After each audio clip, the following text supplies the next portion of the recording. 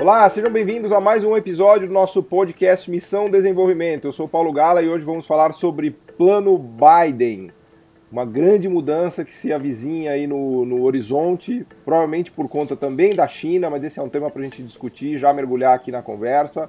Para falar de Plano Biden, a gente recebe hoje dois grandes conhecedores do tema, grandes especialistas, professor Nani Torres, professora Júlia Braga.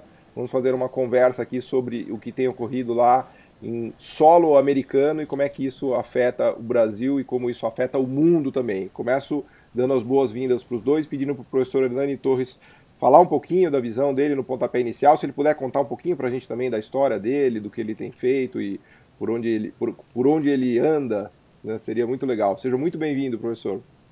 Bom, a gente está em casa, todo mundo com coronavírus, não tem muita opção, né? Mas assim, obrigado pelo convite, queria cumprimentar todo mundo que estiver assistindo a gente. Eu sou professor da UFRJ, me formei lá, estou lá desde que praticamente me formei, e eu fiz uma carreira paralela entre BNDES, eu fui funcionário do BNDES, me aposentei há uns 10 anos atrás, e continuei como professor.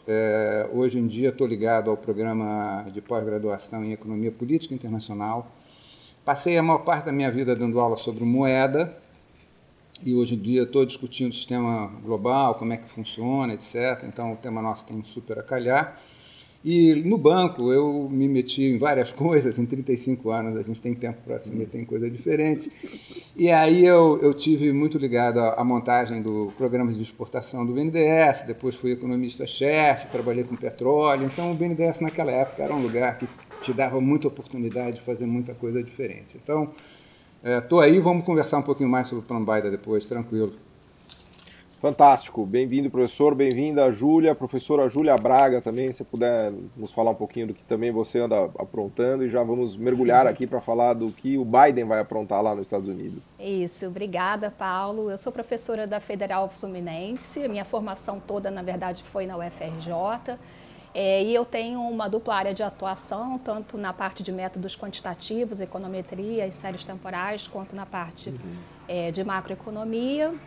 E, por acaso, eu acabei de escrever um artigo para um livro que vai se chamar Bidenomics nos Trópicos, que discute a faceta do emprego e da transição verde, como isso pode se dar aqui no Brasil, tendo em vista essa proposta do Biden. E eu queria lembrar, Paulo, que a gente se conheceu num congresso e tinha um artigo, você estava apresentando algum artigo da sua tese e eu estava apresentando um artigo sobre o Clintonomics. Então, estou feliz aqui de estar falando sobre o Bidenomics com você. Eu me encontrei com você tantas vezes que eu já nem me lembro mais quando a gente se conheceu, se foi no Twitter, foi se foi nesse em Ampec, congresso. se foi... Mas eu não me lembrava do Clintonomics, é verdade. Acho que a gente pode até, então, já devolver a palavra para o professor Hernani, fazer aqui uma brincadeira do Clintonomics ao Bidenomics, porque na época do Clinton, o mundo, a geopolítica era muito mais fácil para os Estados Unidos, né? Hoje me parece que os Estados Unidos está bastante pressionado pela ascensão da China, pela ascensão da Ásia, né? Eu tenho feito uma leitura de que o plano Biden é uma tentativa de responder aos desafios, né, internos dos Estados Unidos em relação a problemas com classe média empobrecendo, desigualdade aumentando, mas também em relação a desafios externos e geopolíticos, né, professor? Mas queria ouvir a sua primeira avaliação do porquê do plano Biden, né? Cara, Paulo, acho que você tocou num ponto central para a gente tentar entender esse movimento do Biden e dos americanos agora nesse período pós-Trump, né? Se o pós-Biden, se o plano Biden é alguma coisa mais parecida com o New Deal, ou se é uma coisa mais parecida com o mundo da Segunda Guerra. O que eu quero dizer? Se é um problema de emprego e, digamos assim, nível de renda nos Estados Unidos, ou se é um enfrentamento internacional. Não há dúvida nenhuma que o keynesianismo pós-Segunda Guerra teve um componente com a Guerra Fria que sustentou aquilo. Quer dizer, eu tenho uma sensação, assim, digamos assim, estou com um pé num e com um pé no outro, mas eu acho que o componente geopolítico nesse sentido é central, né? Tanto foi ali, foi em 94, etc. e tal. Eu li um texto, e aí recomendo, de um cara chamado Jake Sullivan, não sei se vocês estão familiarizados, ele é o assessor de segurança nacional do Biden, é considerado um garoto prodígio aí da nova administração. E ele diz o seguinte, olha só, ele traz a questão geopolítica muito forte no texto dele, e ele diz o seguinte, o subinvestimento, que é o grande problema, o secular stagnation, ou seja, o sistema americano não está investindo há décadas, certo? Tem um problema da pobreza, etc. e tal, mas, assim, do ponto de vista de quem está pensando em geopolítica, os Estados Unidos estão perdendo poder, investimento. Então, ele diz assim, o subinvestimento é, do ponto de vista da segurança nacional, um mal muito menor do que o aumento da dívida pública. Então, assim, esse eu acho que é o eixo. Assim, o Estado está voltando, certo? The state is back. O investimento vai ser puxado pelo investimento público. É um crowding in. E isso tudo, do meu ponto de vista, é uma mudança com relação ao Clinton, por exemplo, que era progressista, mas que fez tudo que tinha que ser feito, desde a sustentabilidade. Os caras fizeram um trabalho, digamos assim, de fazer a globalização, da integração da União Soviética, etc. e tal, né? Então, assim, esse de certa maneira, há uma mudança nesse neoliberalismo progressista americano que vem lá dos anos 90 com relação a isso. A questão que eu acho central nisso tudo, e eu acho que a gente depois pode desenvolver, é se há consenso político nos Estados Unidos para permitir que isso avance. Então, assim, acho que essa é o que está acontecendo, né? Até onde eu consegui entender, o espaço fiscal do Biden, para botar os 4 bi lá que ele está falando, etc. e tal, não está resolvido no Congresso americano. Ele tem talvez um espaço para 2 bi para fazer, com os 800 de dívida que ele já tem autorização para fazer. Mas, assim, eu não sei se os republicanos compraram, eu não sei se os democratas compraram e se eles estão a fim de deixar o Biden, de alguma maneira, levar isso tudo. Eu acho que os chineses são um bode relevante para mexer com os brios americanos. Os americanos sempre precisam de um inimigo externo comum para operarem juntos. Eu acredito, realmente acredito que o segundo lado do plano Biden, que é o lado social, vem para valer. Quer dizer, eu acho que é sério a ideia de melhorar a vida, a puxar pelo carro elétrico, eu acho que isso é sério. Mas, assim, acho que a geopolítica talvez seja o elemento crucial para a gente entender o que vem aí, entendeu? Sem prejuízo do lado social, digamos assim, de renda que tem. E eu acho que foi fantástico isso que você colocou, professor, até já passando a palavra para a Júlia, porque eu não tinha pensado nessa separação entre o New Deal, né, de 32 até a Segunda Guerra e depois a própria Segunda Guerra, porque, levando a conversa um pouco para a questão dos empregos, quer dizer, a rigor, assim, é verdade que os Estados Unidos teve um problema de desemprego por conta da pandemia, mas antes da pandemia ele vinha com o mercado de trabalho bastante aquecido, né?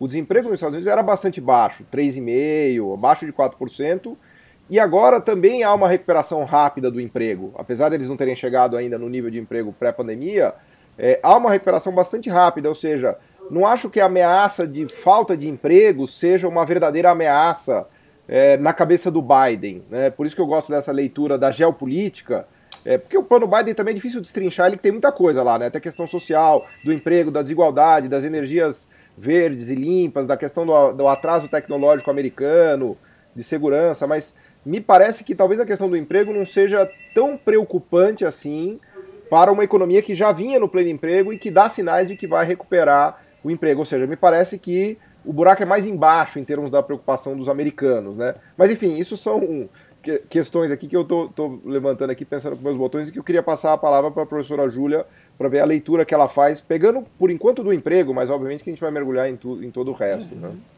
Eu tenho uma visão um pouco diferente, porque quando a gente olha para o mercado de trabalho americano de uma maneira um pouco mais ampla, para além da taxa de desemprego ampla, que de fato caiu muito, né, em 2019, a gente observa que o mercado de trabalho americano tinha uma fragilidade, por assim dizer, estrutural, né? Primeiro porque houve uma queda muito forte da taxa de participação Muitas pessoas saíram da força de trabalho depois da crise do subprime, especialmente grupos específicos, como mulheres e jovens. Então, foram grupos que sofreram muito com a crise do subprime e não voltaram depois.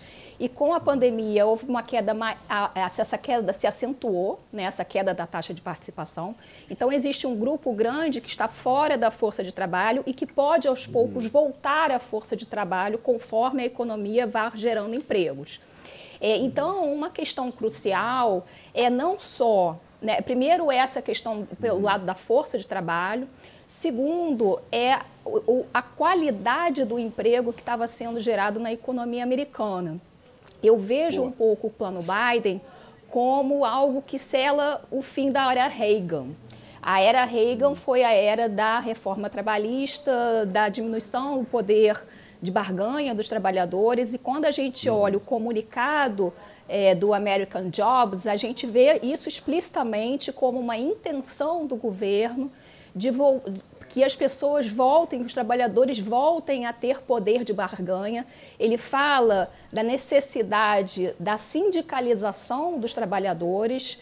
Os sindicatos foram extremamente enfraquecidos durante a era Reagan.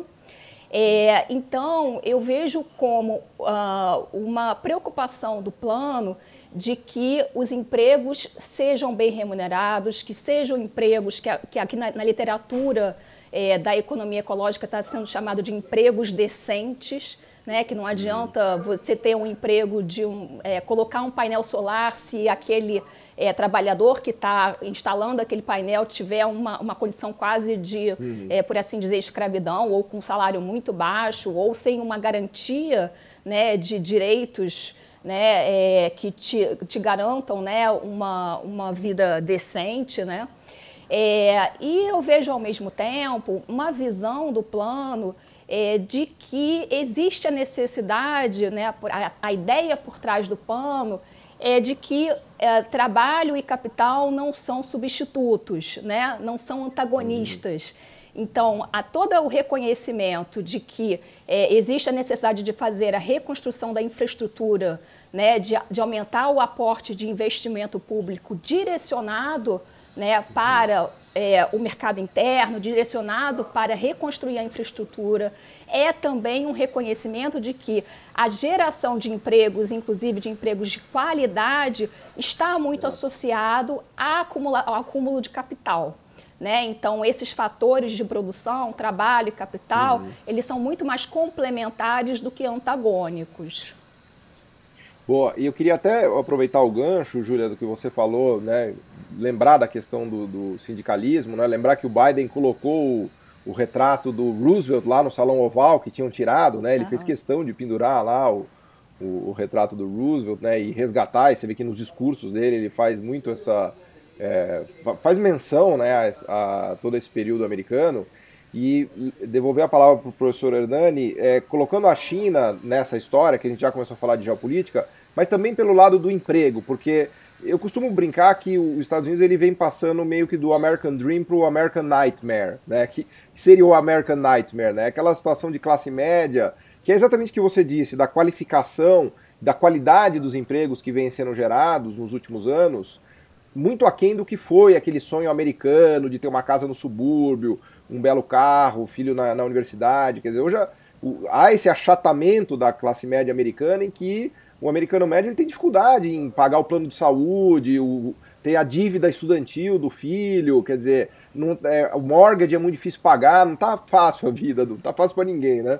E muito disso acho que tem a ver com transferência do setor industrial americano para a Ásia, né? Especialmente para a China, mas não só para a China, para a Coreia, para a Malásia, para todos esses países. Então, tem uma relação meio gêmeos siameses aí de China e Estados Unidos, de dependência, mas que também, ao mesmo tempo, o avanço da China se deu também a partir de um retrocesso americano. Não sei se... Retrocesso é uma palavra um pouco forte, mas eu acho que dificultou o American Dream. Então, eu queria ouvir o professor Hernani em relação a essa outra faceta também da geopolítica, da mudança, né, da qualidade do emprego, da indústria, assim por diante. Paulo, eu não sei assim, o que você pensa, a Júlia também, mas assim, a Nike, a Apple, foram para a China porque o governo americano achou que era a melhor estratégia, tá certo? Assim, acabar com os sindicatos e o poder dos sindicatos foi uma estratégia de Estado americano. Esse é um primeiro ponto, e acho que nesse sentido a Júlia tem toda a razão que vem. Um ponto que eu acho ao lado é os ultra-ricos, tá certo? Essa coisa assim, o aumento da renda do setor financeiro, de uma forma geral, dentro do PIB americano, aumentou horrores. E outra coisa é a seguinte, a despeito de toda a crise de 2008 e de 2020, Nova York está no seu all-time high de novo, tá certo? Nós estamos com o nível da Bolsa de Nova York o dobro do que era em 2008. Então, assim, esse é o sistema. E aí ele tem sua funcionalidade, quer dizer, baixou a inflação, acabou com não sei o quê, os chineses entraram e foram fazer um servição aí e, ao mesmo tempo, fizeram isso de uma maneira... Eu tive na China, cara, eu passei um mês em Pequim, há 1 ano e meio atrás. Saí de lá encantado. Eu fui à China a primeira vez em 84. E agora voltei, a 3ª ou 4ª vez que eu fui. E é o seguinte, conversar com a chinesada hoje é um negócio... Eu fiquei lá dentro do instituto, e o cara era formado na Universidade do Texas. Um chinês imenso. Aí eu disse assim, cara, ele provavelmente foi para lá e já veio com aquela coisa toda neoliberal na cabeça e tal. Cara, eu encontrei um cara articuladaço. Né?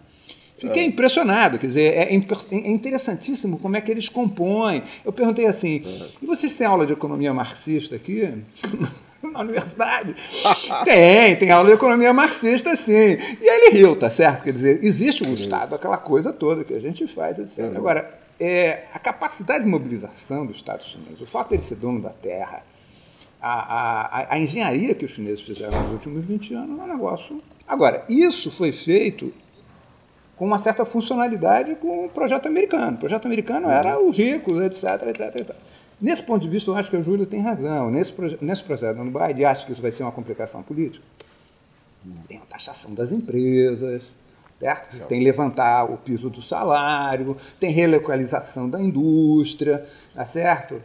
Tem que pegar esses ultra-ricos. E eu acho que, macroeconomicamente também, tudo isso já está levando a um aumento de inflação. Eu discordo daquelas pessoas que acham que o aumento da inflação é o fim do mundo. Pelo contrário, eu acho que depois de 20 anos de uma deflação, a inflação tem uma funcionalidade nos Estados Unidos, tá certo? Vai permitir dar uma subidinha na taxa de juros. Eu acho que, quando eu olho para a cara da Yellen falando, eu vejo alguém ali que estava do outro lado e diz, precisamos de um fiscal aí para dar uma equiparada. Então, ela quase falou bem da inflação, exatamente o que você está falando. E aí é o seguinte, o Stiglitz soltou um agora sentando o cacete não falou o nome, né, mas sentou o cacete no cara lá do século Stagnation, tô com o Rubin na cabeça, no Summers, entendeu? Então é assim, tem pancadaria para tudo que é lado, tá certo? Nessa história. Então tem a dimensão da Júlia, tem a dimensão geopolítica. Eu tendo, pela minha formação e pela minha experiência, a dizer que, olha, a geopolítica tem um papel maior nessa história toda, sem prejuízo de que isso tudo tem uma lógica, certo? Eu não sei se que animal dá isso, ou seja, é uma zebra, é um dromedário, tem 4 patas, anda, sabe assim? Eu acho que isso é um projeto em formação, mas tem esse componente de baixo para cima, ele tem uma ideia de fortalecer, ele é nacionalista, no sentido que nem o Trump, mas assim, de uma maneira diferente, ele é multilateralista, não é isolacionista, tem uma combinação de fatores aí, mas o inimigo agora, o inimigo eleito nesse momento são os chineses. Como os japoneses foram eleitos um dos inimigos, eu estava no Japão naquela época, eu vi, tá certo? O Japão foi eleito como o perigo amarelo da coisa toda. Não era comunista, mas foi. E os americanos derrubaram os japoneses de 4 até hoje. Não sei. Do Plaza e do Louvre foi um tiro mortal ali, né? No Rio. Não é isso? Assim, os caras nunca mais se recuperaram, na verdade seja dita. Eu acho que o risco chinês é diferente, é da mesma natureza, mas é diferente. Agora, eu acho que há isso sim. Quer dizer, houve um engajamento da China com os Estados Unidos, houve algo que interessou os americanos e interessou os chineses. Foi algo que não desestruturou o Estado chinês, ele mantém, está lá cada vez mais. Mas agora acho que os americanos estão dizendo o seguinte, não estou gostando disso não. E vamos mudar esse negócio. E os americanos têm capacidade e poder para isso, é verdade seja dita. Quem manda no sistema são eles. Agora, É confuso demais a coisa interna, assim, para a gente dizer, ó, isso é estável, eles conseguem se mover ou não. Eu tenho dúvidas, sabe, Paulo, sobre o que vai sair no final dessa história.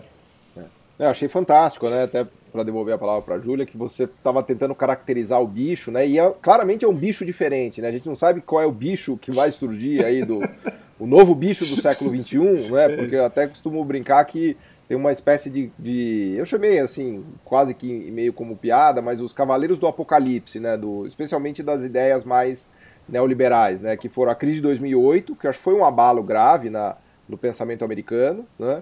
A China, como a gente está falando, também foi um abalo sísmico, e a própria pandemia. Acho que tudo isso acabou culminando um pouco no Trump, mas o Biden seria, enfim, realmente esse bicho novo que a gente está tentando desvendar aqui, né? E aí eu queria pedir para a Júlia explorar partes aí, ou enfim, o que você achar interessante desse bicho novo, Júlia, porque tem a coisa do meio ambiente, tem a coisa da tecnologia, o fortalecimento da DARPA, programas sociais de educação e saúde, quer dizer, coisas que fazia muito tempo que a gente não ouvia. O Trump já tinha inaugurado o Buy American, né? O Buy American acho que já era um vetor que já vinha ganhando força, mas agora tem mais vetores aí nesse bicho, né?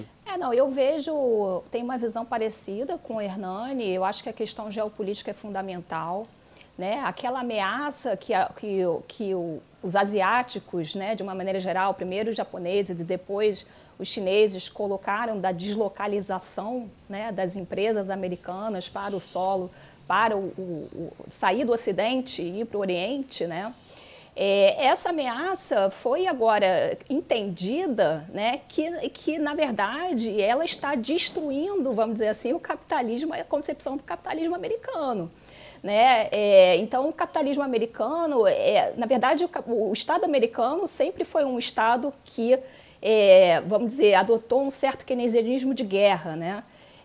Colocou muito recursos para tecnologias que eram orientadas, né, para a guerra. E agora eles perceberam que isso não é suficiente, né?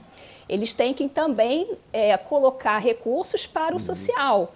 Porque sem uma sociedade, né, com tamanha má distribuição de renda que aconteceu na economia americana, né, uma sociedade, né, que não é capaz de gerar empregos de qualidade, acaba enfraquecendo muito o mercado interno e o poder, eu estou falando do ponto de vista do capitalismo mesmo, né, aquela coisa que o Keynes falava, né, salvar o capitalismo dele mesmo, né.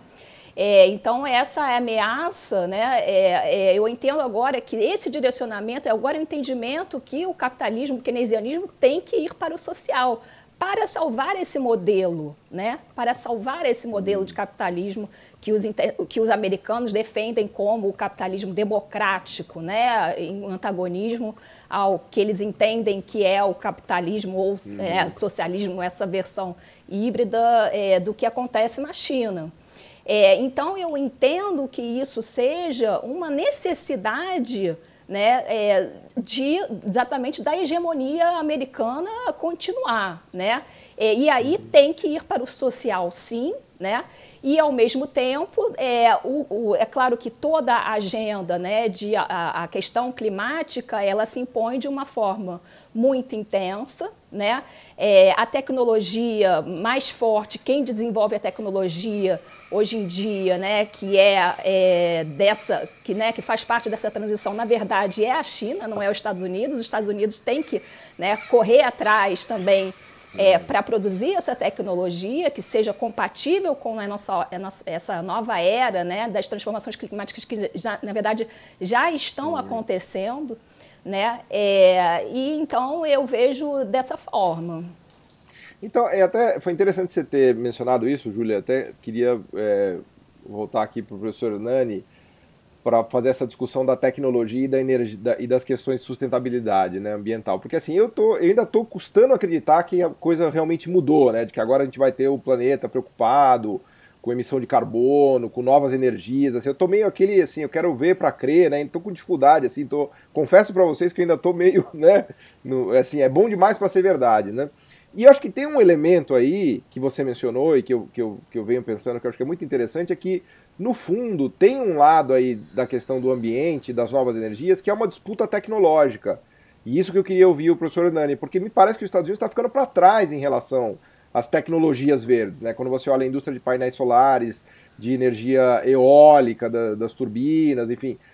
Eu fico me pensando, professor Hernani, se no fundo não é um medo que os Estados Unidos têm de perder a corrida tecnológica das energias sustentáveis, ou seja, eles estariam muito mais preocupados em recuperar um certo domínio tecnológico do que propriamente preservar o planeta, né? Eu estou forçando o raciocínio aqui, mas eu acho que tem um elemento aí, né, que eu queria te ouvir sobre isso, porque tem uma guerra tecnológica muito clara entre Estados Unidos e China em todos os setores, né? Quando a gente olha a coisa dos semicondutores, do boicote, das tecnologias 5G, né? Eu acho que há vamos dizer assim, a China pleiteando virar uma potência a partir de avanço tecnológico, né? Como é que você vê isso, professor? Então vamos fazer assim.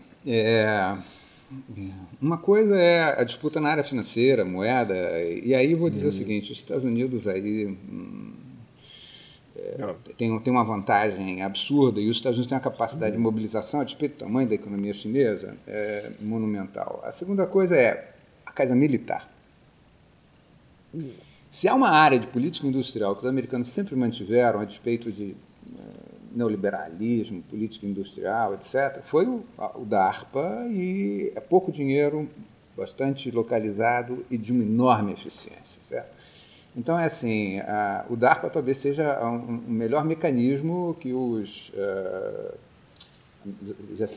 de eficaz que os americanos tiveram. Mas, tirando isso, os americanos são muito ruins de política industrial. Eles são muito bons de tecnologia, montar laboratório, faz não sei o quê, etc. e tal. Mas, assim, política industrial para valer, eles nunca fizeram nada parecido com os japoneses, ou muito menos. E eles têm problema político com isso, né? O Estado é para ficar fora, etc. e tal. Os chineses, as coisas que eu vi de gente de tecnologia fazendo comparação nas áreas mais avançadas com os chineses mostravam que os americanos, do ponto de vista de tecnologia mais de ponta, estão anos-luz na frente. Mesmo em semicondutores. A base fabril é uma história, a tecnologia é outra história, certo? E eu acho que eles estão querendo utilizar essas vantagens que eles têm. A única exceção que eles falaram do setor, posso estar errado, mas eu estou repetindo o que eu ouvi lá, era a Huawei com 5G. Aí realmente era onde os chineses tinham uma vantagem maior. Eu acho que os Estados Unidos estão e vão usar a coisa toda de discussão de segurança, está voltada aí. Eles estão, na verdade, pegando os chineses que têm... E aí sim, os chineses têm uma máquina de política industrial, assim, não só muito azeitada, como completamente diferente do japonês ou dos outros, né? Eu fiquei muito impressionado, por exemplo, como é que o Partido Comunista opera como uma grande máquina de política industrial, certo? Desde a prefeitura até o representante que ele tem dentro das empresas. Eles, de alguma maneira, fazem um efeito de... E o jeito que eles usam compras públicas, né? Eles usam, cara, desde as decisões micros, macros, eles levam aquilo para um... É um efeito, digamos assim, centrífugo, agora já estou meio centrípeto, né? Trazer para dentro. Eles dão... E as pessoas que estão envolvidas no processo têm a ascensão dentro do partido em função do resultado que ela obtém em favor do plano. Então é assim, você tem uma máquina política operando, política industrial, de uma maneira completamente diferente, que mantém um ordenamento muito grande da sociedade. Os japoneses tinham umas coisas um pouco diferentes, era via Estado. O MIT, etc. Lá tem isso, mas tem muito mais coisas. Os americanos não têm uma boa tradição disso, a verdade seja dita, fora da área militar. Mas acho que eles estão interessados em segurar os chineses de um lado e fazer a aceleração do outro. Eu acho que pode dar certo, em certo sentido, acho que eles precisam fazer, e eles têm uma capacidade financeira e têm empresas, certo? Se eles conseguirem trazer um pouco mais para dentro, e eu acho que eles conseguem, certo? Eles têm subsídios, instrumentos, política comercial, tá certo? Os caras estão falando, por exemplo, eu não quero voltar para a TPP, não vou voltar para a era Obama de fazer comércio. Mesmo dentro do Biden, a perspectiva já é completamente diferente do que vem da era Clinton. Eu vou usar isso como um instrumento de geopolítica. Então, a coisa geopolítica vai ser mais presente em todos os níveis, na guerra tecnológica, na questão financeira. E aí eu acho interessante também, porque o Biden falou assim, eu não sou contra os chineses, eu estou contra os autocratas, lembrando? Ele falou isso. E nesse texto do Jake Sullivan, ele diz assim, ele fala a mesma coisa, ele diz assim, os exemplos de que isso tudo que foi feito para trás é uma porcaria, ele gerou a autocracia. E aí ele cita 2 caras, não citou os chineses. Citou o Viktor Orbán, da Hungria, que foi um cara que eu já vi falando, é impressionante, e o nosso Jair Bolsonaro. Ou seja, nós estamos na banda podre. Certo? A gente vai ter que se coçar. Nós estamos na banda podre do Biden, nós somos autocratas. Não importa se é de direita, comunista, Paulo Guedes ou não, é irrelevante. Nós estamos caracterizados. Não é só sobre a sustentabilidade e a Amazônia. É o autocracia. O Messias não bate bem lá com o cara. Então, temos aí uma reaglutinação grande, entendeu? Agora, do meu ponto de vista, onde eu vi, os americanos têm uma vantagem tecnológica na ponta e vão usar isso contra os chineses, sim. Acho que faz parte da estratégia. O que você acha, Júlia, da política industrial americana, especialmente agora orientado à questão da sustentabilidade? Eu estava pensando também sobre isso que você falou, né?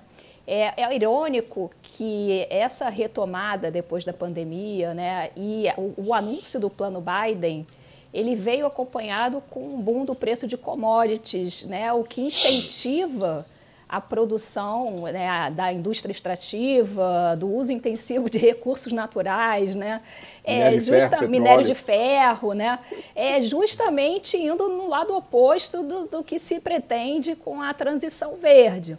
Mas eu acho que a agenda verde é uma agenda que veio para ficar. Não dá para, né, a gente saber o que vai acontecer, mas eu acho que a mudança, por exemplo, né, da tecnologia de combustão me parece que veio para ficar. Né? A indústria do petróleo eu acho que ainda vai ficar durante muito tempo, né, erguida, principalmente por causa da indústria petroquímica. A gente vê, né, um embate por parte, por exemplo, de acionistas, né? Eu acho que foi com a Shell que falaram que não, se a Shell não adotar metas para redução da emissão de carbono, eles não vão aceitar, né, na decisão, né, da plenária dos votos. Então, eu acho que essa transição verde, não sei como exatamente o ritmo que isso vai acontecer, mas eu acho que é uma agenda que veio para ficar. Né? E aí eu acho interessante pensar, né, como é que pode ser a inserção do Brasil dentro dessa agenda. Né? Enfim, seria melhor a gente nem falar disso, né? Então tá bom. Mas nós somos obrigados a falar disso, porque esse é o mundo que a gente tá inserido, né? Mas eu queria, antes de falar de Brasil, eu queria só também não deixar de dar uma palavrinha aqui sobre infraestrutura, porque eu acho que tem uma perna dessa história também, que é a parte de investimento em infraestrutura, que é um pilar bastante importante do plano Biden, né? E algo que tem deixado os Estados Unidos meio atrasado, né? O professor Hernani esteve lá em Pequim, provavelmente ele passou pelo novo aeroporto de Pequim, né? Então quando você sai de lá e pousa em JFK, que tem quase buraco na pista onde o avião pousa, né? Aqueles tapumes, né? Um aeroporto cheio de tapumes, né? A última vez que eu fui para JFK eu fiquei com vergonha dos americanos, né? Tudo bem que o nosso Guarulhos não é uma Brastemp, mas assim, é um nível de estrutura que está caindo aos pedaços, né? E me parece que é um componente chave também do Biden, né? E importante para os Estados Unidos, porque a infraestrutura americana foi pro vinagre, né? Você estava falando isso, eu peguei um trem para ir de Pequim a Xangai, aqueles trens bala, né? Eu já tinha pegado trem bala na Europa, no Japão, etc. e tal, e o chinês, meu amigo, era tudo bem que eles vendem umas coisas esquisitas lá dentro, não assim? Mas assim, isso é outra conversa. Você não sabe se é comida ou se é bebida. A comida chinesa, vou te dizer, a despeito que eu adoro comida chinesa aqui, mas assim, um mês... Um gafanhoto frito, aquelas coisas não, assim, é muito pesada. Nossa. É pesada, cara, você passa... E aí, não sei se você já fez, mas eu tenho um amigo meu que frequentava o trem de Washington para Nova York. Ele demorava 4 horas, chacoalhava, entendeu? Uma tranqueira, é vergonhoso. Então, assim, eu acho que aí é o lado New Deal mesmo. certo? Assim, é um programa tipo, é New Deal, mas é anos 50 também, do Eisenhower, é fazer as rodovias.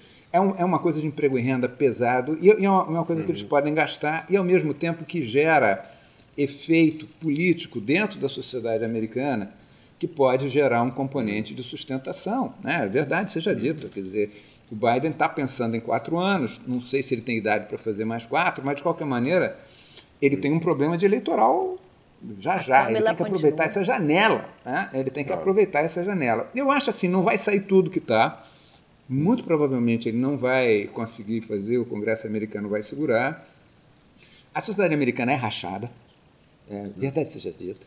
É uma sociedade, eu não sei a visão de vocês, mas assim, todas as vezes que eu fui nos Estados Unidos, é uma plutocracia, os ricos mandam horrores. Você vê o sistema eleitoral, a grana que rola. Eu me lembro do Obamacare, quando eu estava saindo, o pessoal botando anúncio, você vai chegar e o médico vai escolher que você vai morrer. Assim, Hollywood na propaganda da televisão. Assim. Então, o pessoal da grana opera politicamente de uma forma muito organizada, não era só os irmãos lá. É pesado. Então é assim, ele tem um pepino para descascar nessa história. Eu acho que a coisa da infraestrutura, ele pode botar o que quiser, vai ter ponte, vai ter creche, etc. e tal. O lado dele de seguro social também, que é a outra ponta do plano Biden, é também muito interessante, né? Aumentar a creche, reduzir, aumentar a gratuidade nos colleges, coisa que os europeus já estão lá na frente, ele está querendo ir atrás, mandando a que já vinha, da Hillary Clinton, do Obama, etc. e tal. Agora, isso eu acho que dá força para a sociedade americana se erguer e tentar ter mais uma estrutura política para responder. Agora, o jogão, eu acho que o jogão é geopolítico mesmo.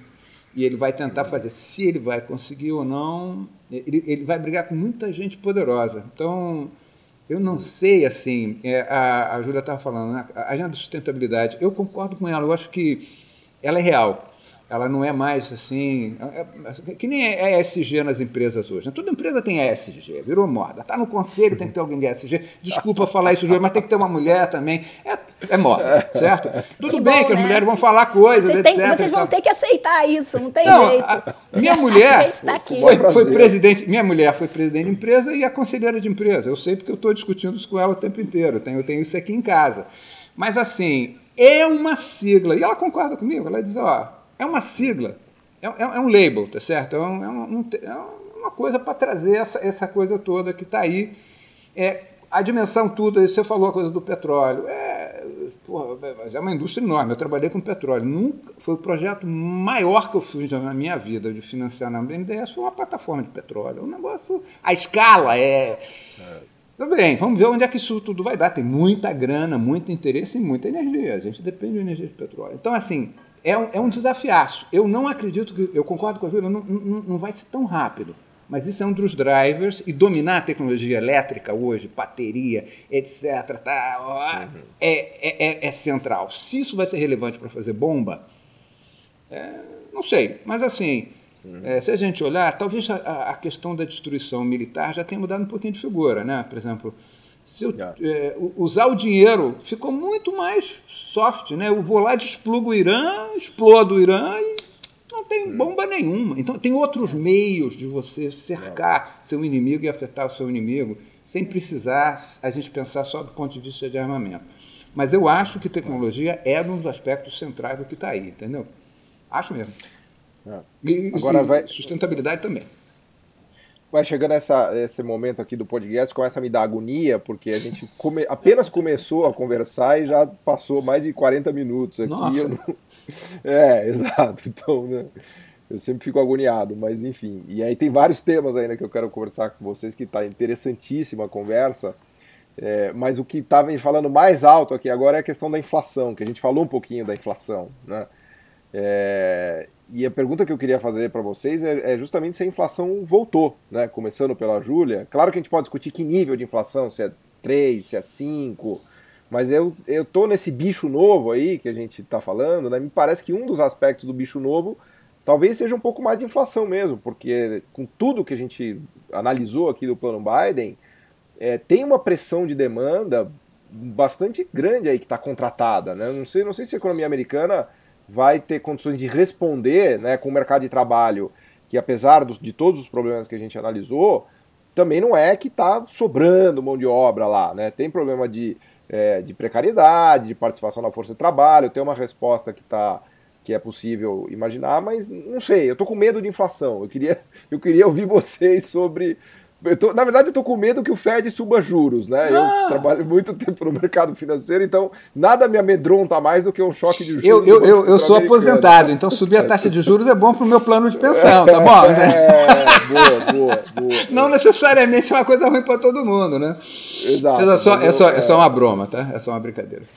Não, enfim, mas é que eu realmente, inclusive a própria memória latino-americana, né, esses choques de juros dos Estados Unidos não trazem boas lembranças. Mas eu queria ouvir um pouquinho da Júlia e também do professor Nani, falar um pouquinho sobre essa questão da inflação. A gente está vendo um embate muito grande, né, a respeito dessa visão divergente que o Fed tem em relação à inflação, em relação ao mercado, né?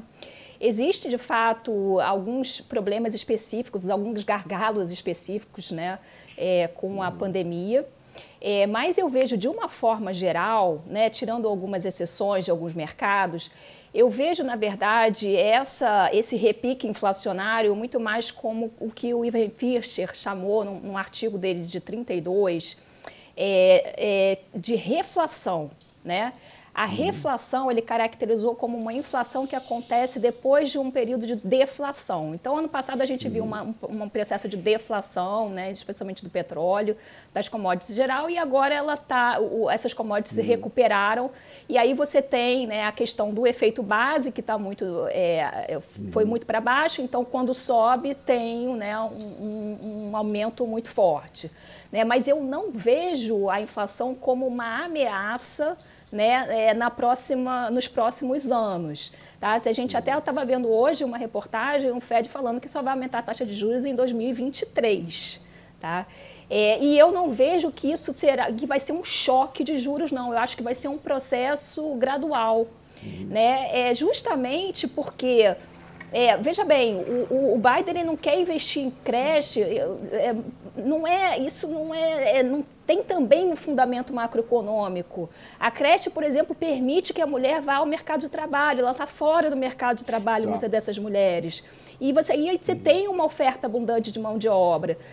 Então, esse repique inflacionário também nos Estados Unidos teve a ver com um aumento de salário mínimo que alguns estados adotaram.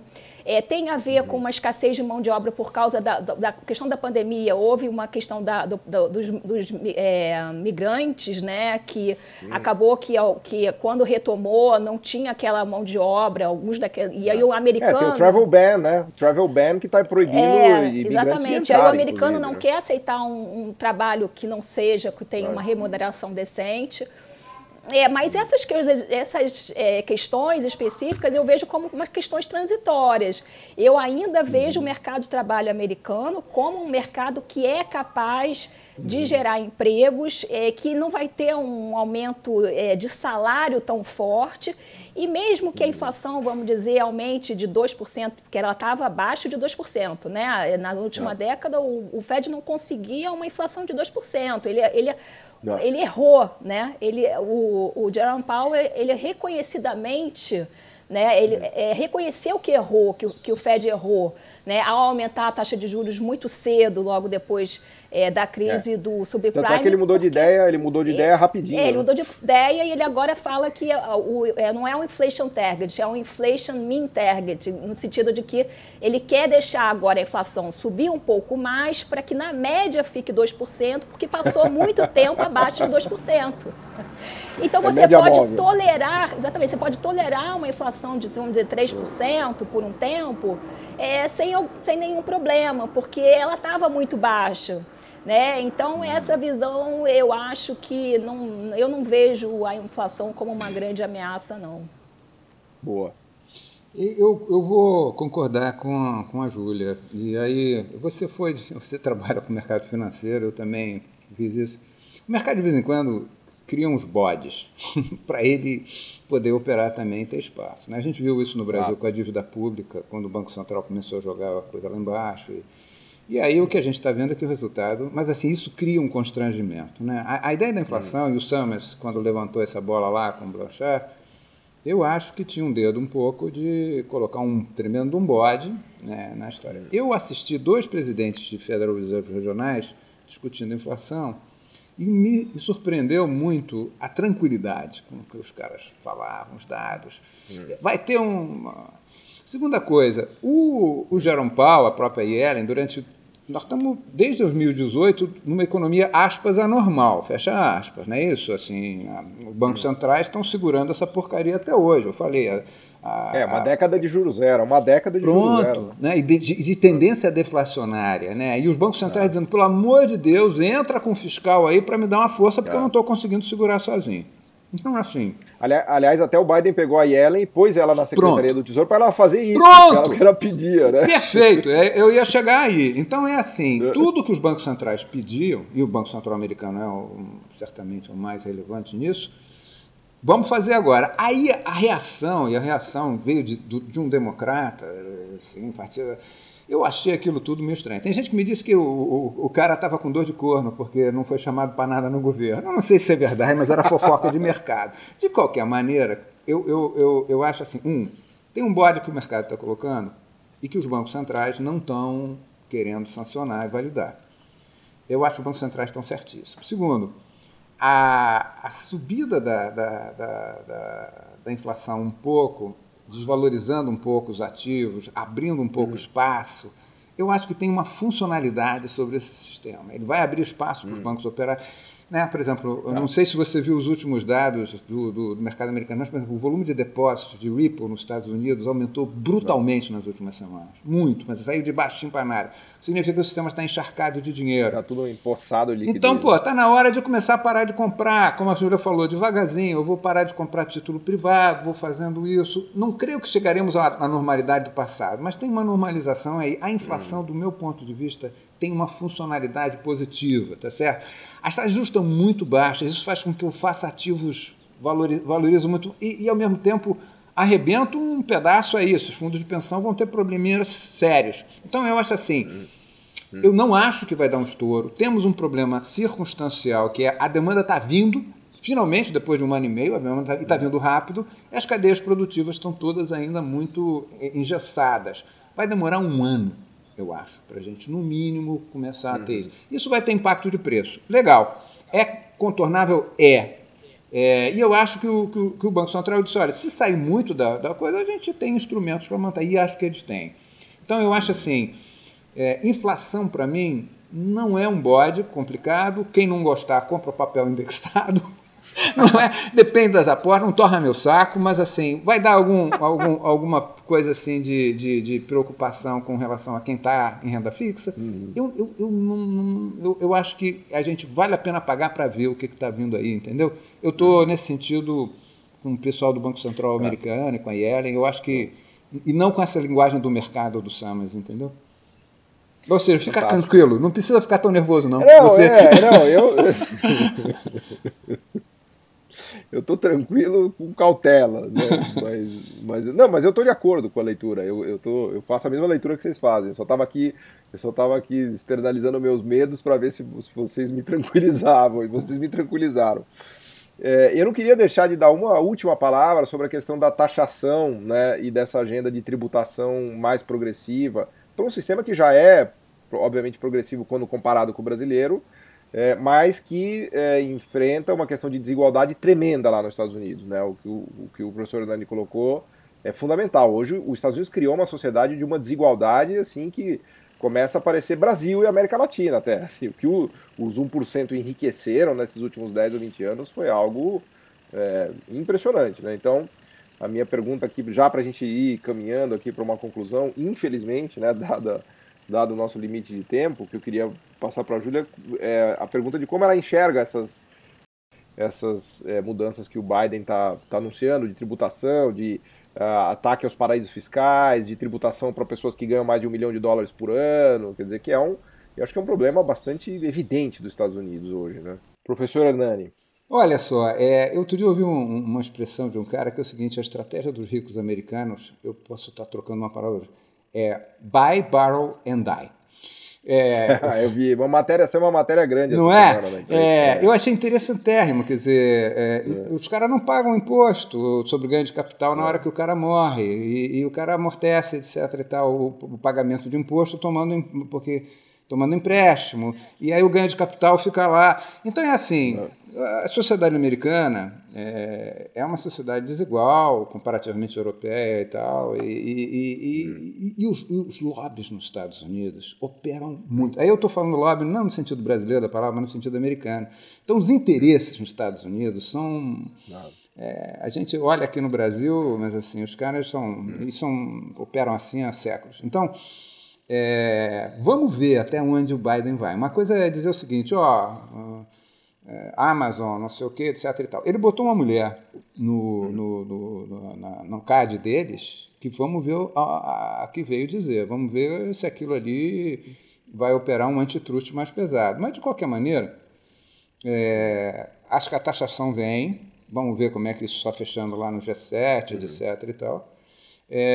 A relocalização vem também, então acho que isso tem um outro efeito. Pagar melhor os empregados, como ela falou. Eu acho que tem esse ambiente está levando a isso, tá certo? Agora, vamos ver o custo e como é que isso... Eu não sei se isso tem um apelo popular. Tem Boston, o Middle é ok, o pessoal mais ilustrado, mas assim... Eu morei nos Estados Unidos quando era garoto, uns 15 anos. A classe média nos Estados Unidos é uma classe muito pouco ilustrada e muito preconceituosa e religiosa. Então é assim, uma coisa é a gente estar conversando com o pessoal do MIT, o pessoal ali de Boston, mas outra coisa é como é que isso bate, como é que esses caras conseguem levantar isso a seu favor. Nós não estamos nos anos 50. Então pode ser que o Biden dê uma volta nessa história, mas assim, essa... me preocupa mais, a sustentabilidade. Como é que o Biden vai conseguir fazer essa agenda, principalmente nessa área de taxação, acontecer, entendeu? Lembrando que a situação americana não é uma situação trivial, porque o próprio voto no Trump foi um voto de revolta, né? Não foi um voto de que está tudo bem, e o Biden ganhou, mas ele ganhou ali também por um trizinho, né? Pequenininho. Então, os Estados Unidos ele está realmente polarizado, né? E esse bicho novo que nasce, né, que a gente tentou falar um pouco dele aqui, ele é fruto de tensões americanas, de questões delicadas ali, não é uma fase tranquila, né, para a economia americana. Não está nada pacificado, a eleição não pacificou. Tem uma panela de pressão ali, né, porque está saindo fumaça por todos os lados, né.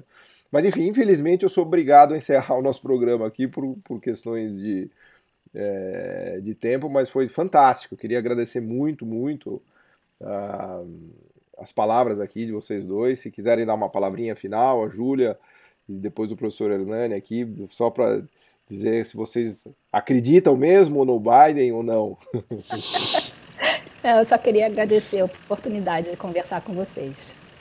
Boa, obrigado, Júlia. Obrigado. Eu agradeço aí o convite e acho que esse é um tema para a gente daqui a uns 6 meses, um ano, voltar a conversar de novo. Acho que esse aí vai dar fruta ainda para pano para manga, né? Obrigado aí pelo convite. Boa. Um abraço. Muito obrigado. Vou convidar vocês depois para a gente ver que bicho que vai dar isso. Exatamente. E apostar aqui no nosso bicho, no jogo do bicho, né?